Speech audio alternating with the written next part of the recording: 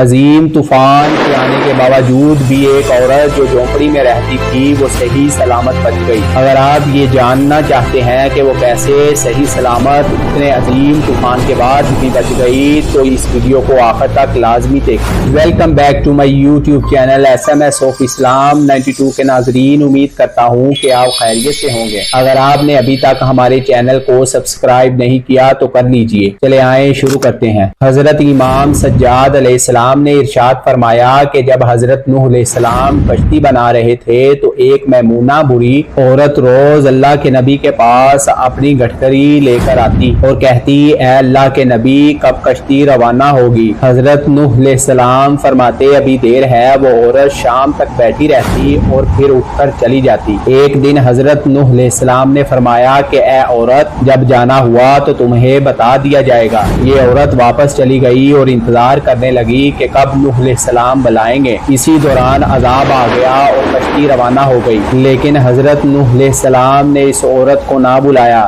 ظاہری طور پر نوح علیہ السلام کو اس کو بلا دیا گیا۔ جب طوفان تھما تو ایک دن حضرت نوح علیہ السلام کے دل میں محبت اٹھی کہ شہر کو دیکھوں جہاں سے چلا تھا۔ وہاں آئے اور قریب جا کر دیکھا تو ایک جھونپڑی میں دیا جل رہا تھا۔ حضرت نوح علیہ السلام یہ دیکھ کر چونک گئے کہ روئے زمین پر کوئی ایسا گھر بھی ہے کہ اتنے عظیم طوفان کے بعد بھی جس میں چراغ جل رہا ہو۔ انہوں نے وہاں تکبیر بلند کی تو وہ عورت سامان لے کر آ گئی اور کہنے لگی، یا نبی اللہ کیا کشتی تیار ہے، چلیں؟ حضرت نوح علیہ السلام نے اس کو دیکھا اور کہا، رکو بڑھیا، کیا تمہیں کچھ بھی پتہ نہیں چلا؟ وہ کہنے لگی، یا نبی اللہ کیا نہیں پتہ چلا؟ کہا، اتنا بڑا سیلاب آیا، بارش آئی، تمہیں کچھ بھی پتہ نہیں چلا؟ بڑھیا کہنے لگی، یا نبی اللہ بس ایک دن بادل گرجے تھے اور کچھ ہلکی سی پکار ہوئی تھی۔ حضرت نوح علیہ السلام حیران ہو کر آسمان کی طرف دیکھنے لگے اور کہا، میرے اللہ یہ کیا ماجرا ہے؟ اللہ تعالیٰ نے حضرت نوح علیہ السلام پر وحی بھیجی کہ اے میرے پیارے نبی، اس عورت کے دل میں چونکہ تمہاری محبت تھی اور تم نے اسے پابند کر دیا تھا،